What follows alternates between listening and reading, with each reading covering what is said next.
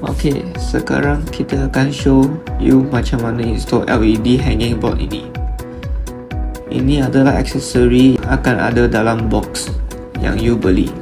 So sini ada hanger yang besar sikit dengan yang kecil sikit. So mula-mula guna yang kecil punya dan pastikan lubang tersebut ngam dengan lubang dekat board itu.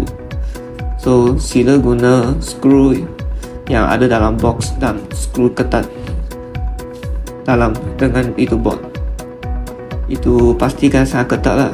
So selepas tu, untuk batang besi yang lebih kecil itu, you boleh tengok hujung batang itu yang dekat sikit dan ada lagi satu yang jauh sikit. Itu skru akan disediakan dalam plastik bag itu.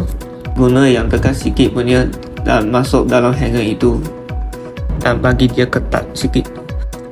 Lepas tu, you boleh adjust itu angle, tengok mana angle yang sesuai untuk you.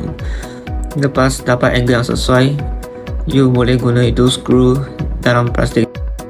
So untuk batang kedua, you guna itu clip yang disediakan dalam box, letak dalam batang yang pertama dulu. So selepas tu, you masukkan itu batang kedua dan you boleh adjust itu kepanjangan, tengok berapa panjang you nak. Untuk hanger yang kedua, you boleh guna procedure yang sama dengan batang pertama. Selepas tu, you sudah boleh install di dinding. Kita akan sediakan clip untuk yang nak stick 2 atau lebih banyak LED board. So you cuma perlu clip dua board sama-sama, so nampak lebih kemas sikit dan lebih steady sikit. So selepas tu, you perlu link itu wayar dan 2 pin plug itu akan disediakan. Dua-dua LED board akan nyala sama-sama dan selepas semua installation tersebut, menu you akan nampak lebih cantik dan dapat tarik lebih banyak customer.